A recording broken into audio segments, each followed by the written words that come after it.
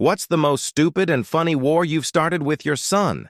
Last week I realized I had accidentally unleashed a domestic monster whose dedication to winning rivals that of a Cold War operative. It started with a jar of pickles. My 14-year-old son, Ben, and I have a long-standing, unspoken pact. The last 3 pickles in the jar are mine. I earned them through years of purchasing the jar, opening the jar, and moving the jar when he demanded snacks. Standard dad privilege. So last Tuesday I went into the fridge, ready to claim my prize. But the jar was empty, except for one lonely, perfectly crisp dill spear floating at the very bottom. I called out, "Ben, did you finish the pickles?" "Yeah, they were good," he yelled back from his room. "You left one," I stated, holding up the jar. "Oh yeah," he said, walking in. "I left that one for you. That's the runt of the litter. It's slightly bruised and morally compromised. I couldn't bring myself to eat such a weak pickle."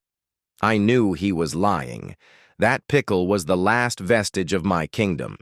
"You deliberately left one so you wouldn't technically be the one to empty the jar, thus preserving your plausible deniability," I accused.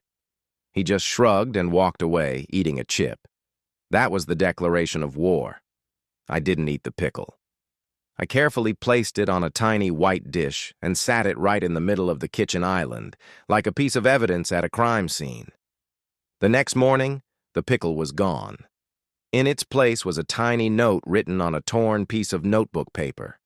It read, "Target neutralized. Glory to the Republic." I laughed. I couldn't help it, but I knew I had to retaliate. That evening, I went into his room and swapped out every single sock in his sock drawer with socks that were exactly one size too small. Subtle, constant discomfort.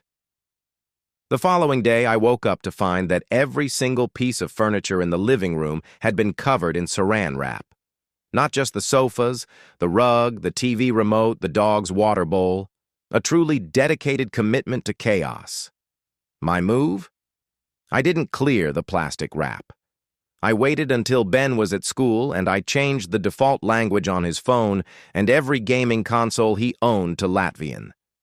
He spent 3 frantic hours that afternoon trying to Google how to change language settings on PlayStation 5 when you cannot read the menu.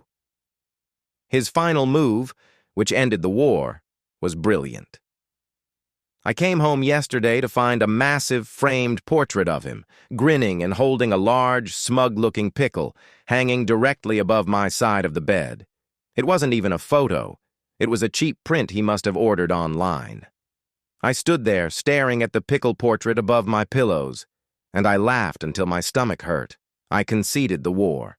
I bought a new jar of pickles and put a note on it. "I surrender.